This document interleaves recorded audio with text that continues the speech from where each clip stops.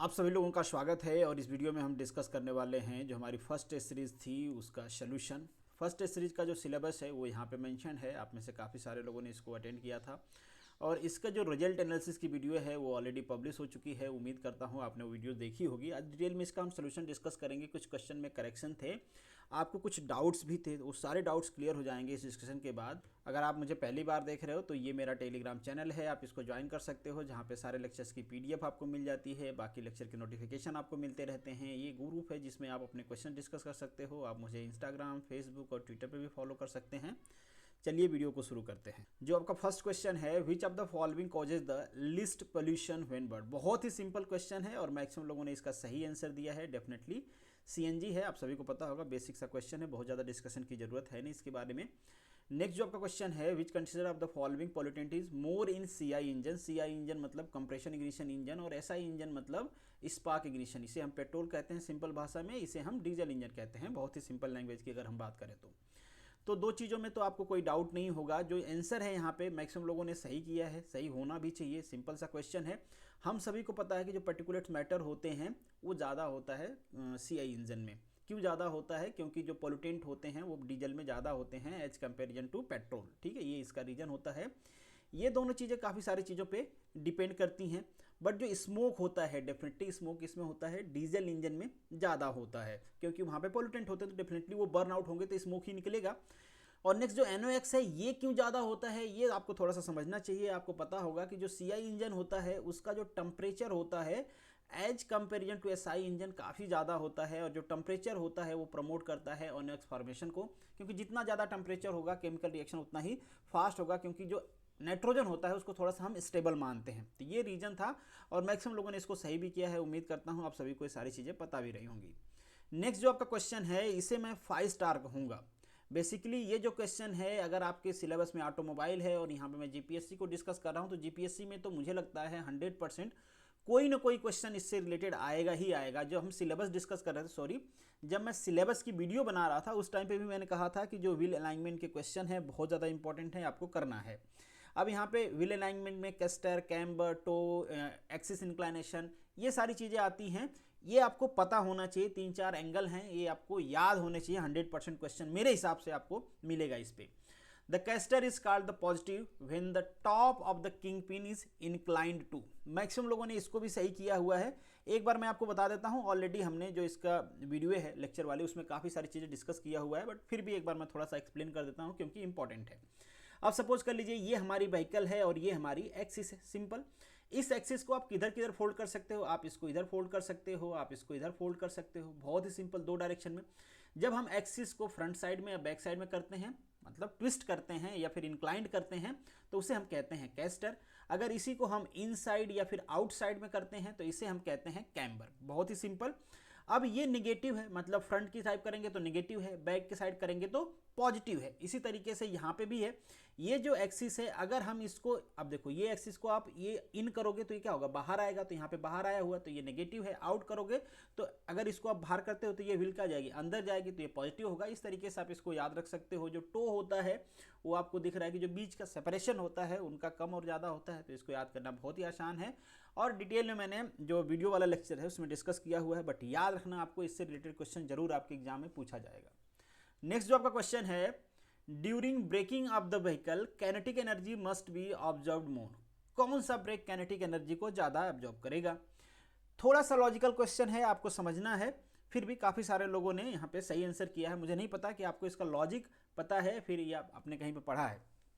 थोड़ा सा समझ लो, चीज़ों को याद रहेंगी आपको। फ्रंट ब्रेक को आपने सुना भी होगा कि फ्रंट ब्रेक में डिस्क ब्रेक लगा होता है। Disc brake as comparison to जो शू ब्रेक होता है, ड्रम ब्रेक होता है, उसके कंपैरिजन में हम क्या कहते हैं भाई कि ये ज़्यादा स्ट्रांग होता है और डेफिनेटली ज़्यादा पावरफुल होता है। क्यों पावरफुल ब्रेक को हम फ्रंट पे लगाते हैं, इस पे रिलेटेड भी आई थिंक आगे क्वेश्चन है। जब हम फ्रंट पे पावरफुल ब्रेक लगाते हैं तो वही ज़्यादा पावर को अब्जॉर्ब करेगा।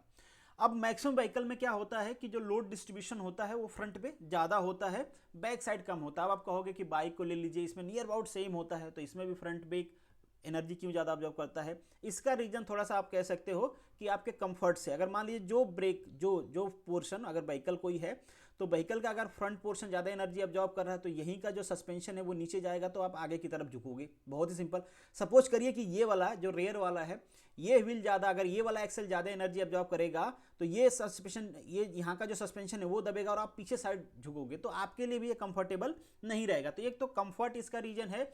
दूसरा, ट्रैक्शन फोर्स कम होता है यहाँ पे, ठीक है, क्योंकि लोड ज़्यादा होता है तो ट्रैक्शन फोर्स को मिनिमाइज करना थोड़ा सा आसान रहता है, इसलिए हम फ्रंट ब्रेक को पावरफुल लगाते हैं और मैक्सिमम काइनेटिक एनर्जी को फ्रंट ब्रेक ही यूटिलाइज करता है।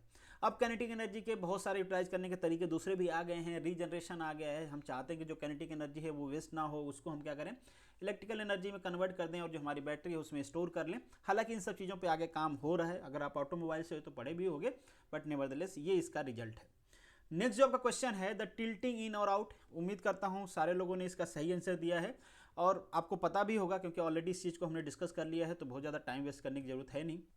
नेक्स्ट जो आपका क्वेश्चन है, अगेन ये क्वेश्चन आपके अलाइनमेंट से ही है। इनकरेक्ट एक्सिस इंक्लाइनेशन, जिसे आप SIA भी कहते हो, कॉजेस क्या होगा अगर ऐसा हो जाता है? तो आगे शायद बताया भी कि क्यों होता है, उससे रिलेटेड भी क्वेश्चन है। तो क्या होगा अगर ये हो जाएगा? तो अगर आपका जो इंक्लाइनेशन है वो प्रॉपर नहीं रहेगा तो आपके लोड डिस्ट्रीब्यूशन भी प्रॉपर नहीं होंगे। लोड डिस्ट्रीब्यूशन प्रॉपर नहीं रहेंगे तो जो स्टीयरिंग है उस पर जो फोर्स आएगा वो भी प्रॉपर नहीं होगा और जो उसकी रिकवरी होगी वो पुअर होगी, क्योंकि अल्टीमेटली डिपेंड यही करता है कि आपकी व्हीकल बैलेंस में कितना है। तो यहाँ पे जो आपका ऑप्शन होगा पुअर रिकवरी, और इसको डिटेल में मैंने सारी चीज़ें डिस्कस किया हुआ है, बहुत इंपॉर्टेंट मैंने मार्क किया था उस लेक्चर को। आई थिंक 1 आवर से बड़ा लेक्चर है वो, बट सारी चीज़ें मैंने डिटेल में वहाँ पे डिस्कस किया हुआ है, तो आप वो लेक्चर जरूर देखिए। अब ये आपका स्टीयरिंग एंगल है, अगर आपको फील आ रहा होगा तो हमने तो डिस्कस किया हुआ है, फिर भी थोड़ा सा मैं आपको बता देता हूँ। ये जो इंक्लाइनेशन इसको थोड़ा सा आप आगे बढ़ाओगे, एक चीज़ और यहाँ पे आता है इसलिए मैं आपको ये बता रहा हूँ। ये आपको दिख रहा होगा स्पेसिंग, इसे हम कहते हैं स्कब रेडियस। ये क्यों होता है ये सारी चीज़ें मैंने डिस्कस किया हुआ है, आपको थोड़ा वो वीडियो देखना पड़ेगा। अगर यहाँ पे सारी चीज़ें करेंगे तो ये काफ़ी बड़ा लेक्चर हो जाएगा। नेक्स्ट जो आपका क्वेश्चन है, poor recovery of the steering wheel after the making turn. Simple question है, इसको आप प्रैक्टिकली भी फील कर सकते हो कि कहीं पे आपने टर्निंग ले लिए हैं और आपकी अगर व्हीकल रिकवर नहीं कर रही है, मतलब रिटर्न नहीं हो रही है, आपने स्टीयरिंग घुमा दिए हैं पूरे बट वो व्हीकल रिटर्न नहीं हो रही है टर्निंग पे, तो होगा क्या, जितना फोर्स आपने लगाए हैं भाई वो फोर्स व्हील को ट्रांसफर होता है, क्योंकि अल्टीमेटली मुड़ना व्हील को ही होता है। बट ये जो रिकवरी हो नहीं रही है तो व्हील मुड़ नहीं पाएगी। अब जब मुड़ेगी नहीं तो क्या करेगा वो फोर्स, क्या करेगा, उसको बाउंस कराना शुरू करेगा या फिर उसको डिफ्लेक्ट करना शुरू करेगा। तो इसलिए वहां पे वर्टिकली बाउंसिंग हो सकती है या फिर साइड टू साइड डिफ्लेक्शन हो सकता है। नेक्स्ट नंबर 8 जो क्वेश्चन है, इनकरेक्ट स्टीयरिंग एक्सिस इंक्लाइनेशन क्यों होता है, इसका रीजन क्या है उसके पीछे का? तो इसके कुछ रीजन होते हैं, जैसे जो आपका स्टड है वो बेंड हो जाए या आपकी स्पेंडल है वो बेंड हो जाए या जो व्हील है उसका जो उस पर एक्सेसिव एफर्ट लग रहे होते हैं, ये सारे रीजन होते हैं। चूंकि वो रॉड होती है ऐसे तो बेंड होगी नहीं जब तक उस पर अनबैलेंस फोर्स नहीं आएंगे और वो एक्सेसिव होंगे, मतलब जितना उसकी कैपेसिटी है उससे ज़्यादा होंगे तब तक तो वो बेंड होगा नहीं। अब डेफिनेटली ये इसके वजह से आ सकते हैं, लो प्रेशर तो भी जो फोर्स डिस्ट्रीब्यूशन होगा वो प्रॉपर नहीं होगा और उसके ऊपर अनबैलेंस फोर्स आएंगे जिसकी वजह से वो बेंड हो सकता है, और बेंडिंग की ऑलरेडी हमने बात कर लिया। तो यहाँ पे ये सारे रीजन हैं जिसके वजह से जो आपका स्टीयरिंग एंगल है वो चेंज हो सकता है, मतलब जितना फिट किया गया है उससे डिफ्लेक्ट हो सकता है, तो वो क्या हो जाएगा, इनकरेक्ट हो जाएगा। नेक्स्ट जो आपका क्वेश्चन है, what does the ply rating. Ply rating मतलब होता है कि आपके टायर में जो रबर की है वो कितनी लेयर है। तो सिंपल वो लेयर्स को बताती है, लेयर्स को बताती है जितना ज़्यादा लेयर उतना ज़्यादा स्ट्रेंथ। तो सिंपल ये क्या होती है, आपके रेटिंग होती है आपके टायर के स्ट्रेंथ की। नेक्स्ट जो क्वेश्चन है, where the under inflated wear the thread most, कहाँ पे होगा? बहुत ही सिंपल क्वेश्चन है, तो कॉर्नर पे ही होगा क्योंकि सारे लोड कॉर्नर पे आते हैं, बीच से दब जाएगा। जो ओवर इन्फ्लेटेड रहेगा तो बीच में होगा ज़्यादा। ये बहुत ही सिंपल चीज़ें हैं, कई बार हमने डिस्कस किया हुआ है। The method of determining the indicated power of multi cylinder, भाई कैसे करते हैं, मॉस टेस्ट से करते हैं। इसको भी मैं काफ़ी स्टार दूंगा कि जो मेजरिंग मेथड होते हैं ना, चाहे वो ब्रेक पावर मेजर करने के हों, इंडिकेटेड पावर मेजर करने के हों, परफॉर्मेंस मेजर करने के हों, ये सारे आपको याद होने चाहिए, क्योंकि यहाँ से क्वेश्चन मुझे ऐसा लगता है कि किसी न किसी फॉर्मेट में आपसे पूछा जाएगा और मैक्सिमम लोगों ने इसका सही जवाब दिया, तो मुझे लगता है आपने पढ़ा भी होगा। बहुत रिपीटेड क्वेश्चन होते हैं इस टाइप के, तो आप इसको ध्यान रखना। नेक्स्ट जो आपका क्वेश्चन है, which of the following particle is called particulate matter, किसको कहते हैं भाई? जो ऐस होती हैं, जिसे हम कहते हैं अगर वो बर्न हुआ तो धुआं में कन्वर्ट हो जाएगा। तो यहाँ पे जो आपका ऑप्शन है, चूंकि ऑप्शन से ही बहुत ज़्यादा क्लियर हो जाता है, कंफ्यूज आप होगे नहीं इसमें। नेक्स्ट जो क्वेश्चन है इसके आंसर में मॉडिफिकेशन है, गलती से ये आंसर सेलेक्ट रह गया है तो यहाँ पे चेंज कर लेना। आप लोग देख लेना कौन इसको सही किया, और मैक्सिमम लोग इसको सही किए हैं, तो आप सारे लोग सही हो। जिन लोगों को इसके वजह से मार्क्स मिले थे वो अपना 1 मार्क कट कर लेना। Why lead component added in the petrol, क्यों ऐड किया जाता है भाई? क्योंकि ये परफॉर्मेंस को बढ़ा देता है। क्या हुआ कि शुरू में इसको ऐड किया गया तो ये पता नहीं था कि ये ऑक्टेन नंबर को बढ़ा देता है। बेसिकली ये करता क्या है, जो हमारा पेट्रोल है उसके ऑक्टेन नंबर को बढ़ा देता है, मतलब ऑक्टेन नंबर को इंप्रूव कर देगा। जैसे ही ऑक्टेन नंबर बढ़ेगा जो नॉकिंग प्रॉपर्टी होती है वो डिक्रीज हो जाएगी। बट ये लेड पहले से ऐड हो रहा है परफॉर्मेंस के सेंस में। बाद में क्या हुआ ये पता चला कि इसकी एक और प्रॉपर्टी है, ये एंटी नॉकिंग है। तो यहाँ पे जो आपका ऑप्शन होगा वो बी करेक्ट होगा। नेक्स्ट जो आपका क्वेश्चन है, which of the following is not a factor influencing your car maintenance schedule. बहुत ही सिंपल सा क्वेश्चन है, मैक्सिमम लोगों ने इसको सही भी किया है। यहाँ पे 5 है, क्योंकि बाकी सारी चीज़ों की वजह से आपके कार का जो मेंटेनेंस है वो चेंज हो सकता है, उसकी टाइमिंग चेंज हो सकती है, बट उसका मॉडल क्या है, कलर क्या है, इससे फर्क नहीं पड़ता है, ड्राइविंग कंडीशन से फर्क पड़ता है। नेक्स्ट जो क्वेश्चन नंबर 15 है, इसमें थोड़ा सा हो सकता है आपको कंफ्यूजन हो गया होगा ऑप्शन की वजह से, बट यहाँ पे दोनों ऑप्शन सही हैं, इसलिए ऑप्शन सी करेक्ट है। अगर आपकी व्हीकल आपका फंक्शन परफॉर्म नहीं कर रही है, मतलब आपकी व्हीकल चलना उसका काम है बट वो चल नहीं रही है, मतलब क्या होगा, उसमें कोई प्रॉब्लम होगा। हो सकता है वो सर्विसिंग में हो, बिना किसी फेलियर के वो सर्विसिंग में हो सकता है वहाँ पे कोई ब्रेकडाउन हुआ हो, आपके व्हीकल में कुछ प्रॉब्लम हुआ है, कोई कंपोनेंट फेलियर हुआ है, उसकी वजह से वो सर्विस में गई हो, रिप्लेसमेंट चल रहा हो। तो ये दोनों चीज़ें यहाँ पे यूज़ होती हैं, इसलिए यहाँ पे ऑप्शन आपका दोनों सही है। थोड़ा सा आपको ऑप्शन की वजह से कन्फ्यूजन हुआ है, मुझे ऐसा लग रहा है। नेक्स्ट जो आपका क्वेश्चन है, when should you replace the belt. तो आपको ऑप्शन देखना है, ऑप्शन देख कर आपको आइडिया हो जाएगा कि कौन ज़्यादा अप्रोप्रिएट है, बेल्ट को कब रिप्लेस करोगे। बेसिकली वो बेल्ट इन सब चीज़ों में काम आता है, आपके water pump, power steering, cooling, alternating, इन सबको चलाता है वो। तो आप देखोगे उसको तो वहाँ पे क्रैक्स आ गए रहेंगे, तब उसकी लाइफ द एंड की तरफ बढ़ रही होती है। तो यहाँ पे जो अप्रोप्रिएट ऑप्शन है वो सी है। नेक्स्ट जो आपका क्वेश्चन है, belt of the electric motor is broken is need which maintenance. कौन होगा भाई? देखिए, बेल्ट को मेंटेनेंस करने का कोई मतलब होता नहीं है, वो रिप्लेसमेंट होता है, ठीक है। तो वहाँ पे करेक्टिव मेंटेनेंस आएगा, मतलब टूट गया फिर उसको रिप्लेस किया गया, इसलिए ऑप्शन ए करेक्ट है, ज़्यादा अप्रोप्रिएट है। नेक्स्ट जो आपका क्वेश्चन है, इस क्वेश्चन को लेके कुछ लोगों ने मुझे मैसेज किया था, उनको डाउट था इसके आंसर में, उनको लगता था कि यहाँ पे जो आंसर होगा ऑल ऑफ द एबव होगा।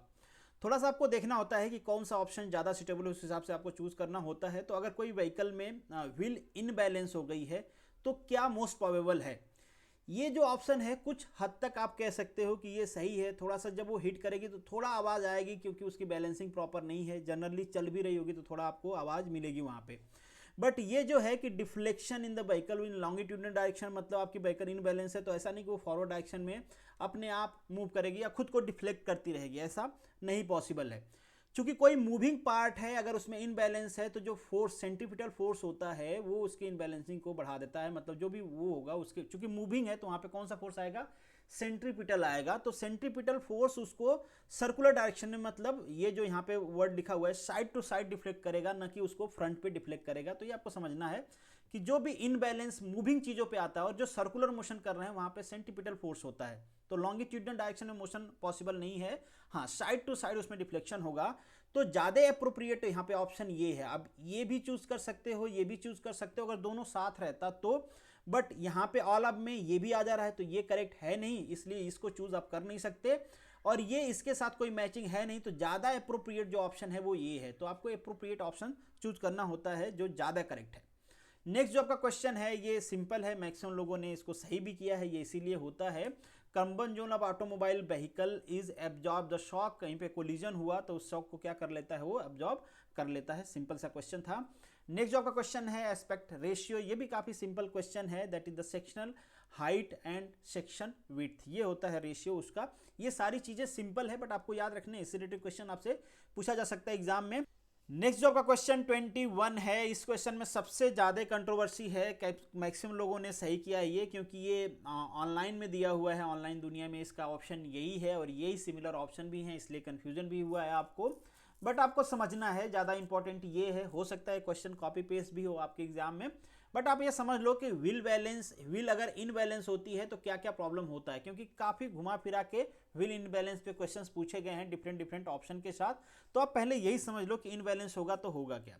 पहली चीज़ कि व्हीकल में वाइब्रेशन होता है। Steering vibration is not a proper word for the wheel balance, vehicle vibration is the proper word, क्योंकि व्हीकल आपकी वाइब्रेट करेगी, ठीक है, कि व्हील बैलेंस हुआ है तो व्हीकल में, व्हील इनबैलेंस हुआ है तो व्हीकल में वाइब्रेशन होगा।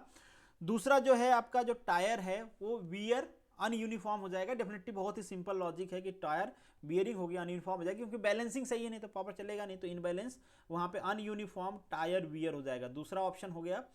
थर्ड क्या प्रॉब्लम हो सकती है वहाँ पे, स्टीयरिंग का एफर्ट का प्रॉब्लम हो सकती है, तो स्टीयरिंग का भी प्रॉब्लम आएगा जिस हिसाब से आपने थर्ड किया है, और मैक्सिमम लोग ऑनलाइन दुनिया में ये है, तो ये ऑप्शन बिल्कुल सही है। चौथा जो ऑप्शन होता है, हमारी फ्यूल इकोनॉमी कंप्रोमाइज हो जाती है, मतलब एवरेज व्हीकल का घट जाता है। और ये जो ऑप्शन है यहाँ पे पुअर एक्सेलरेशन भी रखा हुआ है। पुअर एक्सेलरेशन मतलब जो व्हीकल की स्पीड है वो फ्रिक्वेंटली चेंज नहीं होती, जितना आप एक्सेलरेट कर रहे हो उस हिसाब से एक्सेलरेशन आपके व्हीकल को नहीं मिलेगा जब आपकी व्हीकल का व्हील इनबैलेंस रहेगी। उसके वजह से फ्यूल इकोनॉमी मतलब व्हीकल की परफॉर्मेंस भी कंप्रोमाइज होती है। तो यहाँ पे ऑप्शन दोनों होता है, मैं थोड़ा सा ध्यान देना भूल गया, मुझे दोनों ऑप्शन देना चाहिए था, बट नेवरदलेस अगर आपके एग्जाम में क्वेश्चन पूछा जाता है तो आपको अपने विजडम के हिसाब से करना है, आप आंसर को क्लेम भी कर सकते हो, बट अगर मैक्सिमम जगह ये सही दिया हुआ है सेम ऑप्शन के साथ है तो आप सेफ साइड के लिए इसके साथ जाना। बट फ्यूल इकोनॉमी भी रिड्यूस होती है, पुअर एक्सेलरेशन भी मिलता है, ये दोनों ऑप्शन सही हैं। नेक्स्ट जो आपका क्वेश्चन है, द 3-वे कैटालिटिक कन्वर्टर, मैक्सिमम लोगों ने इसका सही आंसर दिया है। ये क्या करते हैं भाई, आपके CO, HO, NOx इन सब एग्जॉस्ट को मिनिमाइज करते हैं। चूंकि 3 जो पोल्यूटेंट हैं उसको मिनिमाइज कर रहे हैं, इसीलिए इनको हम 3-वे कहते हैं। इसके बारे में मैंने डिटेल में लेक्चर में डिस्कस किया हुआ है। The condition that result in the large quantity of SC emission, क्यों होगा भाई, इनकम्प्लीट कंबशन होगा ना, हाइड्रोजन और कार्बन ही है भाई, अगर ये कंप्लीट कंबशन हो जाता तो H2O बना लेते, CO2 बना लेते, फिर कोई प्रॉब्लम ही नहीं रहता। इनकम्प्लीट कंबशन हुआ है तो बहुत ही सिंपल, और मैक्सिमम लोगों ने सही आंसर भी किया है। नेक्स्ट जो क्वेश्चन है आपका, मल्टीमीटर, सभी को पता होगा ये सारी चीज़ें मेजर करती हैं, इसको भी मैं इंपॉर्टेंट कहूँगा। आप जो मेजरिंग इंस्ट्रूमेंट हैं उनसे रिलेटेड क्वेश्चन आपसे एग्जाम में पूछा जाएगा, तो आप मेजरिंग इंस्ट्रूमेंट जो हैं उनके बारे में ज़रूर पढ़ लेना।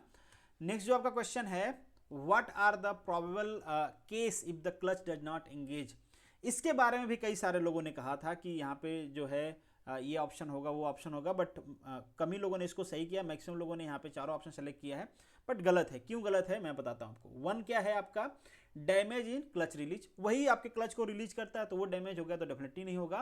प्रेशर प्लेट जो फोर्स प्रोवाइड कराती है आपको इंगेज होने का, वो भी अगर फॉल्टी है तो नहीं होगा। अब कुछ लोग कह रहे हैं कि जो क्लच है उसका एडजस्टमेंट प्रॉपर नहीं हो, तो एडजस्टमेंट का इंगेजमेंट से क्या प्रॉब्लम है, इंगेजमेंट डिसंगेजमेंट होगा, बट यहाँ पे क्या होगा, इंगेजमेंट डिसंगेजमेंट प्रॉपर नहीं होगा। अगर आपसे पूछा जाता कि प्रॉपर नहीं होगा तो भी ये ऑप्शन होता है। इसकी लैंग्वेज समझिए, what are the probable case if clutch does not engage, engage ही नहीं हो रहा है भाई, इसके वजह से इंगेज होगा बट इंगेजमेंट प्रॉपर नहीं होगी। यहाँ पे भी क्या होगा, इंगेजमेंट होगा बट वहाँ पे स्लीपिंग होगी, ठीक है। तो ये दोनों ऑप्शन नहीं होंगे। अब पता नहीं आप लोग क्यों गलत कर रहे हो, सिंपल सा क्वेश्चन था, क्यों अब इतने सारे लोग इसी के ऊपर मर रहे हैं, बहुत ही सिंपल बेसिक लॉजिक का क्वेश्चन था, तो यहाँ पे ऑप्शन होगा ये। उम्मीद करता हूँ आप कन्विंस होगे, नहीं होगे तो थोड़ा और पढ़िए। नेक्स्ट जो आपका क्वेश्चन है, heel and toe wear in the tyre is causes, क्यों होगा भाई, अगर आपने एक्सेसिव टो दे दिए हैं, चाहे वो पॉजिटिव हो चाहे वो नेगेटिव है, तो क्या होगा, एक्सेसिव होगा तो होगा। और टो से रिलेटेड एक ही ऑप्शन है, तो बहुत ही सिंपल है। अब इसको क्यों गलत किए हो आप लोग, I don't know. Camber castor, सबके वजह से कुछ ना कुछ होता है, तो जो कैम्बर कैस्टर से क्या क्या प्रॉब्लम्स होती हैं वो ऑलरेडी मैंने डिस्कस किया हुआ है, जैसे स्टीयरिंग एफर्ट करते हैं, स्टेबिलिटी को करते हैं, इकोनॉमी को करते हैं, ये सारी चीज़ें ऑलरेडी हमने डिस्कस किया हुआ है, तो वीडियो जरूर आप देखिए।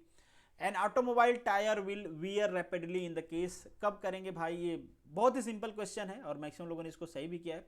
फिर भी ऐसे क्वेश्चन को कुछ लोग गलत कर देते हैं, क्यों गलत करते हैं आई डोंट नो। नेक्स्ट जो आपका क्वेश्चन है, the main task of the battery in the automobile, automobile में मेन टास्क क्या होता है, क्या होता है भाई मेन टास्क, जो आपका स्टार्टर मोटर होता है। देखो आपके ऑटोमोबाइल में टोटल 4 स्ट्रोक, अगर सिंपल हम बात करें 4 स्ट्रोक जो अब सब जगह यूज हो रहा है, तो 4 स्ट्रोक हैं अगर, तो जो पावर मिलता है वो तो मिलता है कौन से स्ट्रोक से, जब कंबशन होगा, पहले सक्शन होगा, कंप्रेशन होगा, पहले सक्शन उसके बाद कंप्रेशन उसके बाद पावर स्ट्रोक, इसको कंबशन कहेंगे तो कंफ्यूजन होगा, फिर उसके बाद एग्जॉस्ट। तो यहां से पावर मिलेगा, मतलब आप व्हीकल को स्टार्ट कर रहे हैं तो ये दोनों स्ट्रोक को पावर कौन करेगा, कौन करता है भाई, इसको पावर स्टार्टर करता है। उस स्टार्टर को एनर्जी कौन देगा, उस स्टार्टर को एनर्जी देती है बैटरी। तो यहाँ पे आपका ऑप्शन होगा बी करेक्ट है, मैक्सिमम लोगों ने इसको सही भी किया है।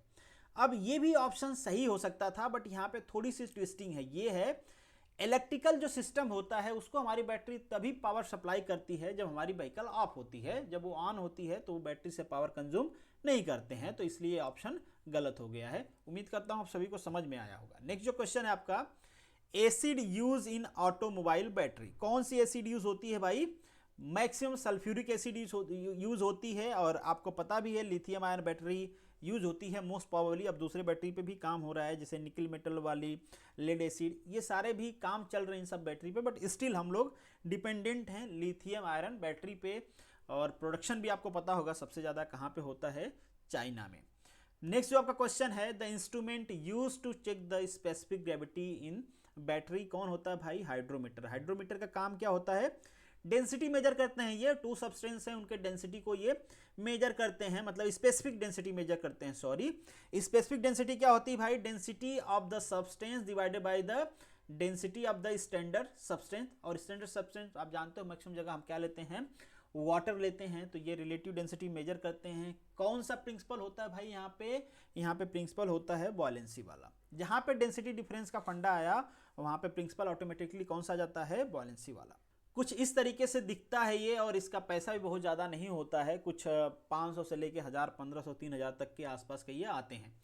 नेक्स्ट जो आपका क्वेश्चन है, what are the required property of DPF material. DPF material का रिक्वायर्ड प्रॉपर्टी क्या होती है भाई? बेसिकली ये डीजल इंजन में यूज होते हैं, तो पहला तो चीज़ केमिकली इनर्ट होना चाहिए, रिएक्ट ना करे वो, लो थर्मल एक्सपेंशन, मतलब टेम्परेचर काफ़ी ज़्यादा होता है तो वहाँ पे थर्मली वो एक्सपेंड ना हो, क्योंकि स्पेसिंग नहीं रहती, एक्सपेंड होकर कहाँ जाएंगे वो। हायर मेल्टिंग टेम्परेचर, ज़्यादा टेम्परेचर ज़्यादा है तो उसको सस्टेन करने की कैपेसिटी होनी चाहिए। हायर थर्मल एक्सपेंशन, भैया ये कैसे हो जाएंगे? ये तो गलत हो गया। और केमिकली इनएक्टिव भी होना चाहिए, तो केमिकली इनएक्टिव होना चाहिए, ये लिखा है केमिकली रिएक्टिव, तो ये ऑप्शन भी क्या हो गया आपका? गलत हो गया। तो यहाँ पे जो आपका ऑप्शन होगा 1, 2 एंड 3 इज करेक्ट। नेक्स्ट जो आपका क्वेश्चन है, the thermal reactor are to be located in, कहाँ पे लोकेटेड होता है? इस क्वेश्चन को लेके भी काफ़ी सारे लोगों ने मेरे लेक्चर्स के ही स्क्रीनशॉट शेयर कर रहे थे कि मैंने ऐसा बताया है। आप थोड़ा सा ध्यान से पढ़ना है, आपको पीडीएफ को बस एक लाइन नहीं पढ़ना है, जब आप पढ़ रहे हो तो पूरा पढ़ो। ऊपर डेफिनेटली वहाँ पे मेंशन होगा कि आपको एग्जॉस्ट मैनिफोल्ड में होगा, डेफिनेटली एग्जॉस्ट मैनिफोल्ड में होता है। बट जो थर्मल रिएक्टर होता है उसका काम ही क्या होता है भाई? उसका काम होता है कि वो रिएक्शन को इम्प्रूव करे, एनएक्स को रिमूव करे। कहाँ पे करेगा वो? जब उसको टेम्परेचर ज़्यादा मिलेगा तो थर्मल जो रिएक्टर है उसकी एफिशिएंसी अच्छी होगी। तो सबसे ज़्यादा टेम्परेचर कहाँ पे होगा? एग्जॉस्ट की अगर हम बात करें तो एग्जॉस्ट का जो पोर्ट होगा उसके पास, क्योंकि जैसे जैसे वो आगे बढ़ता जाता है, कुछ हम कह सकते हैं कि 50 डिग्री से लेके 100 डिग्री तक जो टेम्परेचर होता है पर मीटर ट्रेवल में डिक्रीज होता जाता है। इसलिए हम ट्राई करते हैं कि जितना हो सकता है उसको क्लोज में पोस्ट करें। तो यहाँ पे ऑप्शन ये सही है, मैक्सिमम लोगों ने इसको किया है, आप थोड़ा सा पढ़ लेना। अगर ये ऑप्शन नहीं होता तो डेफिनेटली ये ऑप्शन करेक्ट होगा। अगर ये ऑप्शन रिमूव करके यहाँ पे दूसरा ऑप्शन डाल दिया जाए, मान लीजिए यहाँ पे कुछ और ऑप्शन हो, तो ये वाला करेक्ट होता। डेफिनेटली वो एग्जॉस्ट मैनिफोल्ड में ही होता है, बट हम ट्राई करते हैं कि वो एग्जॉस्ट पोर्ट के पास में रहे। नेक्स्ट जो आपका क्वेश्चन है, which of the following component should be replaced when diesel engine convert into CNG engine. जैसे कि मैंने आपसे कहा था कि बहुत सारे क्वेश्चन मैं ऐसे डालता हूं, हो सकता है उसकी प्रोबेबिलिटी कम हो आपके एग्जाम में पूछे जाने की, बट इस टाइप के क्वेश्चन मैं इसीलिए डालता हूं ताकि इससे रिलेटेड जो फंडामेंटल हैं आपके क्लियर होते रहें। मैंने डिटेल में डिस्कस किया हुआ है डीजल इंजन को हम क्यों नहीं कन्वर्ट करते हैं सीएनजी में, क्यों पेट्रोल को ही करते हैं, क्या क्या प्रॉब्लम्स आती है, वो सारी चीज़ें मैंने डिटेल में डिस्कस किया है। अगर आप वो वीडियो नहीं देखे हो तो यूट्यूब पे आप उसको सर्च भी कर सकते हो, सीएनजी कन्वर्जन मनु एकेडमी लिखोगे तो उम्मीद करता हूँ आ जाएगा। तो यहाँ पे बाकी देखो दो चीज़ें होती हैं, कुछ को हमको क्या करना पड़ता है? मॉडिफाई करना पड़ता है, तो मॉडिफाई करना पड़ेगा, कुछ को हमको रिप्लेस करना पड़ता है। तो बेसिकली यहाँ पे जो चीज़ें मैंने मेंशन किया है इन सबको हम मॉडिफाई करके काम चला लेते हैं, और ये जो है इसको हम रिप्लेस करते हैं। इसका काम क्या होता है भाई? इसका काम बस यही होता है, जो हमारा सब्सटेंस होता है जो इनसाइड जा रहा हो, फ्यूल इन द सेंस कहें तो उसका टेम्परेचर बढ़ाना होता है ताकि जो कंबशन हो वो यूनिफॉर्म हो। तो इसको हमको रिप्लेस करना पड़ता है in the case of gas, क्योंकि दोनों की प्रॉपर्टी काफ़ी डिफरेंट होती है, हमारे गैस और डीजल की मैचिंग नहीं रहती है, और यही सारी डिफ़िकल्टीज होती है कि हम कन्वर्ट नहीं करते हैं डीजल को सीएनजी में। नेक्स्ट जो आपका क्वेश्चन है, which of the following component added when petrol engine converted into CNG. अब ये क्वेश्चन क्या है ना, ये गलती से इसका आंसर ही सेलेक्ट नहीं हुआ था शायद, आई होप सो। मैं सेलेक्ट करना भूल गया था, तो इसलिए मैक्सिमम लोगों ने सही आंसर किया है। तो ये पूरा मॉडिफिकेशन है। आप लोग अपने एक मार्क्स बढ़ा लेना, क्योंकि 6% लोगों ने इसको सही किया है। तो यहाँ पे सारे हैं यार, बेसिकली होगा भी, कॉमन सा क्वेश्चन है। आपने मन ही मन मुझे गालियाँ भी दिया होगा कि मैं क्या करता रहता हूँ। तो fuel tank, definitely fuel tank change करना पड़ेगा भाई ना। आप पेट्रोल वाले टैंक में थोड़ा भर दोगे, कंप्रेस सीएनजी को थोड़ा भर दोगे आप, तो उसके लिए सीएनजी के लिए अलग से टैंक चाहिए, क्योंकि प्रेशर काफ़ी ज़्यादा होता है वहाँ पे, हाई प्रेशर। बहुत बार आपसे ये भी क्वेश्चन पूछा गया और मैं भी पूछ रहा हूँ। आपको अपने मेमोरी पे बताना है कि जो सीएनजी है उसको, जो सीएनजी सिलेंडर होता है उसका प्रेशर कितना होता है व्हीकल के केस में, और उसको रेगुलेट करके हम कितने प्रेशर पे लाते हैं। हालांकि ये सारी चीज़ें मैंने डिस्कस किया हुआ है, आपको याद भी रहना चाहिए। और ये डेफिनेटली सीएनजी यूज कर रहे हैं, फ्यूल अलग है तो उसके फिल्टर की भी ज़रूरत पड़ेगी। नेक्स्ट जो क्वेश्चन है आपका, permanent loss of noise indicated permanent threshold shift, इसका बेसिकली ये शॉर्ट फॉर्म है। तो ये कहाँ पे होता है, ये आपको याद रखना है, सिंपल याद रखने वाली चीज़ है, तो इसको आप याद रखना। नेक्स्ट जो क्वेश्चन है, अ साउंड में भी physically rapture your ears. Already ये सारी चीज़ें हमने डिस्कस किया हुआ है, किसमें, साउंड पोल्यूशन में, व्हीकल पोल्यूशन का जो हमारा चैप्टर है उसमें डिस्कस किया हुआ है। तो इससे ऊपर का जो होता है उसमें ये चांसेस होते हैं कि रैप्चर हो जाएगा, ऐसा जरूरी नहीं है, हो सकता है, ठीक है। डिपेंड करता है कि आपके कैपेसिटी क्या है, इंडिविजुअल आदमी के, उस पर डिपेंड करता है। नेक्स्ट जो आपका क्वेश्चन है, ये इस क्वेश्चन में भी मॉडिफिकेशन है, और इस क्वेश्चन में थोड़ा सा मुझे लगता है मैंने चेंज किया था, बट वो रीलोड कर लेता है गूगल फॉर्म कभी कभी, और वो चेंज हो नहीं पाता है, क्योंकि देख रहे हो ये वाला टर्म पिछले वाले क्वेश्चन का, और ये भी यहाँ पे आ गया है, और पिछले वाले क्वेश्चन में थर्ड ऑप्शन सेलेक्ट था, इसीलिए यहाँ पे थर्ड ऑप्शन सेलेक्ट रह गया है, और मैक्सिमम लोगों ने इसको सही किया है, 1 मार्क्स भी लिया है। बट ये वाला ऑप्शन गलत है आपका, यहाँ पे ऑप्शन आपका ये सही है, मतलब ज़्यादा पास है। कुछ लोगों ने इसको भी सही कर दिया, अब इनको क्या करें, इनको तो सल्यूट ही करेंगे, वो कहेंगे आपने ऑप्शन क्यों दिया, ऑप्शन दिया तो हम तो चूज करेंगे ही, कोई ना कोई तो करना ही था, तो ये कर लिया हमने।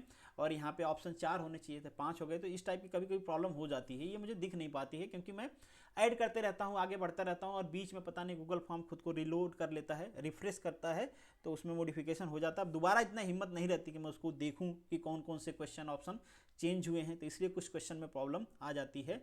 तो ये उसी का एक हिस्सा है, इस वजह से ये गलत हो गया है। हालांकि मैं यही कहूँगा कि ये क्वेश्चन 5 स्टार है, आप याद रखना। जो भी मॉडिफिकेशन है BS6 से रिलेटेड, वो सारी चीज़ें आपको याद रखनी है। कोई भी क्वेश्चन पूछा जा सकता है। जैसे पर्टिकुलेट मैटर की बात करें तो जो हैवी ड्यूटी व्हीकल हैं इनमें पर्टिकुलेट मैटर 67% मिनिमाइज़ किया गया है। जो लाइट ड्यूटी व्हीकल हैं इनमें 82% मिनिमाइज़ किया गया है। अगर हम सल्फ़र कंटेंट की बात करें तो सल्फ़र कंटेंट यहाँ पे आपको याद रखना, इस रिलेटेड मैंने क्वेश्चन भी पूछा है। पहले जो BS4 था उसमें 50 था, अब ये 10 ppm हो गया है। ये सारी चीज़ें आपको याद रखना है। और दूसरी अगर हम NOx की बात करें जिसके बारे में क्वेश्चन पूछा गया है, तो NOx को अगर जनरल व्हीकल का पूछेगा तो जनरल व्हीकल में 68 वाला जो आपने ऑप्शन चूज़ किया है ये वाला ऑप्शन सही है।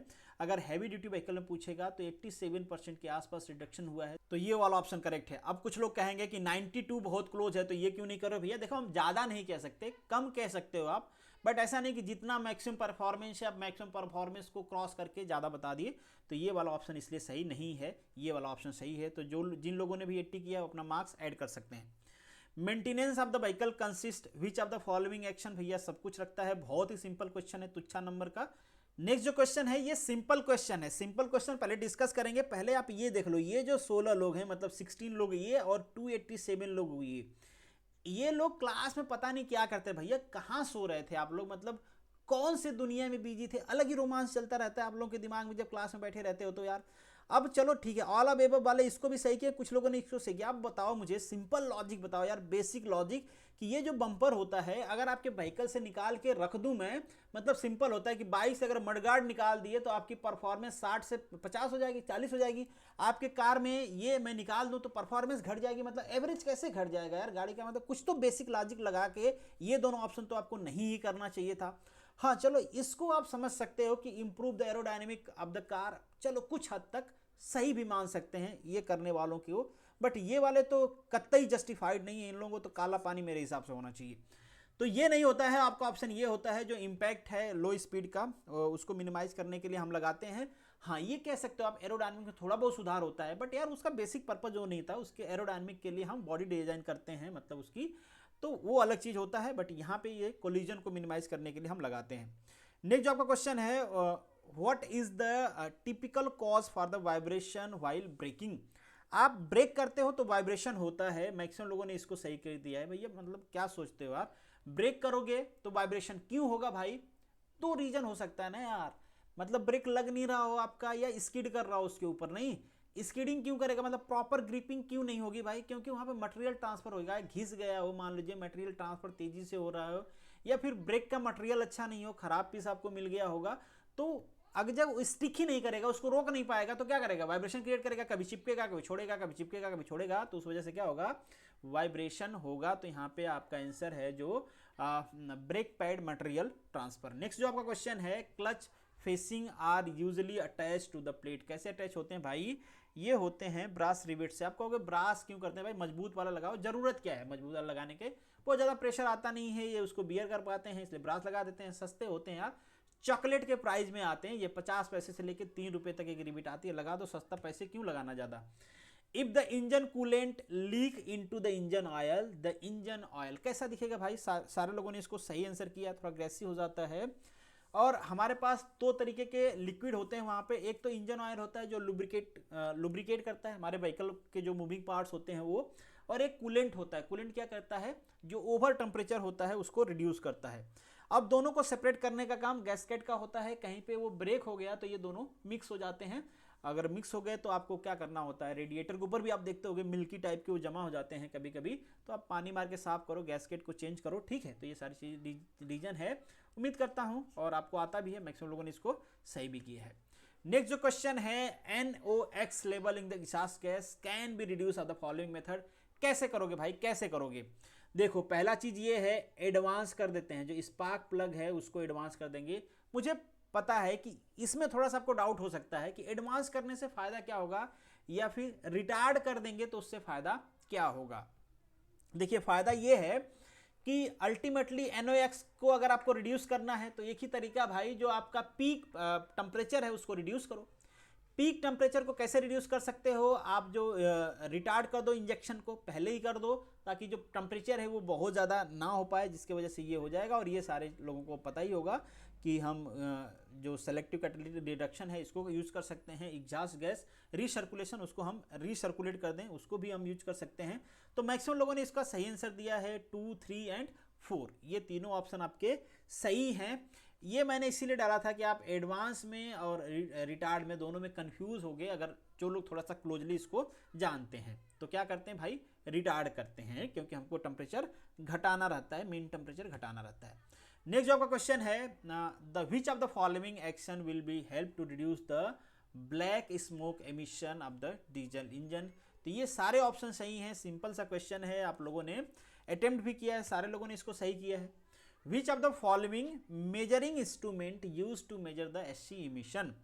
अब ये जो होता है ना फ्लेम आयोनाइजेशन डिटेक्टर, ये क्या करता है भाई, कहीं पे भी फ्लेम स्टीम आ रही है तो उसमें कौन कौन से आयन हैं, कितने अमाउंट में हैं, ये उसको डिटेक्ट कर लेता है। तो ये नहीं बस एमिशन के ही नहीं, ये बाकी जो लैंडफिल गैसेज होती हैं वहाँ पे भी यूज किया जाता है, एमिशन भी यूज किया जाता है, क्योंकि ये आयंस को मेजर कर लेता है और यहाँ पे हमको SC आयंस को ही मेजर करना है, इसलिए हम इसका यूज करते हैं। तो मेजरिंग इंस्ट्रूमेंट आपको याद रखना है, इसलिए मैंने कई सारे क्वेश्चन पूछे हैं। The function of the master cylinder in the hydraulic brake क्या करता है भाई, ये सारे फंक्शन परफॉर्म करते हैं, मास्टर सिलेंडर का ही काम होता है, उसी को आप पुश करते हो। यहाँ पे डायग्राम देख सकते हो, ये आपका मास्टर सिलेंडर रहा। व्हील के पास भी जो लगे होते हैं हाइड्रोलिक ब्रेक्स में वो भी सिलेंडर होते हैं, पिस्टन सिलेंडर अरेंजमेंट ही होते हैं। तो ये मास्टर सिलेंडर सबको फ्लूइड भेजता है, सबका प्रेशर मेंटेन करता है। तो यहाँ पे जो आपका ऑप्शन है वो ऑल है, सिंपल सा चीज़ है, हमने डिस्कस भी किया होगा शायद जब हम एनाटॉमी ऑफ व्हीकल डिस्कस कर रहे थे। तो generally which brake are on the front wheel, already मैंने डिस्कस कर लिया है भाई, डिस्क ब्रेक। डिस्क ब्रेक क्यों? क्योंकि ज़्यादा पावरफुल होता है, ज़्यादा एनर्जी ऑब्जॉर्व करेगा, ट्रैक्शन फोर्स कम होता है और आपका ह्यूमन कंफर्ट, आगे झुकना आसान होता है, इसलिए डिस्क ब्रेक को आगे हम लगाते हैं, किसी भी पावरफुल ब्रेक को हम आगे यूज करते हैं। नेक्स्ट जो आपका क्वेश्चन है, emission in IC engine will be more during, कब होगा? मैक्सिमम लोगों ने इसका सही आंसर किया है, एक्सेलरेशन के टाइम पे होगा। जितना ज़्यादा व्हीकल को एक्सेलरेट करोगे आपके व्हीकल का जो कंबशन है उतना ही अनयूनिफॉर्म हो जाएगा, इसीलिए कहते हैं ना गाड़ी को बहुत ज़्यादा एक्सेलरेट एकदम करते नहीं रहना चाहिए, तो उस टाइम पे आपका एमिशन ज़्यादा होगा। ये लोग डीएसएलेशन के टाइम पे, भाई डीएसएलेशन के टाइम पे क्यों, मतलब आप डीएसएलेशन मतलब सोच लो आप व्हीकल को रोक रहे हो एमिशन ज़्यादा हो जाएगा क्या, पहाड़ से नीचे उतर रहे हो एमिशन क्यों ज़्यादा हो जाएगा यार, मतलब कोई लॉजिक ही नहीं है, इसका भी कोई लॉजिक नहीं है। और ये सारे कंडीशन ऑलरेडी मैंने डिस्कस किया हुआ है। इनमें एक चीज़ और आपको ध्यान रखना है कि इन सब में जो फ्यूल कंजप्शन रेशियो है वो भी आपको ध्यान रखना है, कितना होता है, क्यों होता है, वो भी आपको ध्यान रखना है। कुछ लोगों ने इसको सही कर दिया है। अब मुझे नहीं पता कि आपके दिमाग में क्या चल रहा था, बट हो सकता है कुछ ऐसा आप सोच रहे होगे कि आपने बहुत सारी जगह पढ़ा है कि आइडलिंग कंडीशन की जो स्टार्टिंग होती है उस टाइम पे अगर आप स्टार्ट करते हो, आपकी व्हीकल खड़ी है और फर्स्ट टाइम स्टार्ट करते हो, उस टाइम पे आपके व्हीकल को ज़्यादा एनर्जी चाहिए होता है, रिच मिक्सचर चाहिए होता है। क्यों चाहिए होता है, ऑलरेडी मैंने सारे कंडीशंस डिस्कस किए हुए हैं। और उस टाइम पे अनबर्न पार्टिकल भी बाहर आते हैं, कंबशन भी सही नहीं होता है, उस हिसाब से आपने किया होगा। बट वो जब आइडलिंग कंडीशन की स्टार्टिंग में होगा तो ऐसा होगा, ठीक है। आइडल कंडीशन में व्हीकल पड़ी हुई है तो नहीं होगा। Hand brake is applicable to, कहाँ पे करते हैं भाई, अप्लाई रेयर व्हील में करते हैं, क्योंकि हैंड ब्रेक बहुत ज़्यादा पावरफुल होता नहीं है और बहुत ज़्यादा पावरफुल नहीं होता है। रेयर में लगा दो, कम ट्रैक्शन होता है, आसानी से आपकी व्हीकल रुक जाएगी, तो हम क्या करते हैं, इसको रेयर में लगा देते हैं। नेक्स्ट जो आपका क्वेश्चन है, इन BS6 fuel contain sulphur part पर मिलियन, बहुत ही सिंपल क्वेश्चन है, मैक्सिमम लोगों ने सही किया है, जो लोग गलत किए हैं भाई आपको थोड़ा पढ़ने की ज़रूरत है, चीज़ें ये याद रखने वाली चीज़ें, इस रिलेटेड क्वेश्चन जरूर आएंगे आपके एग्जाम में। तो this is the end of this video. उम्मीद करता हूँ आपने कुछ ना कुछ सीखा होगा। मिलेंगे नेक्स्ट वीडियो में, तब तक के लिए all the best, good luck.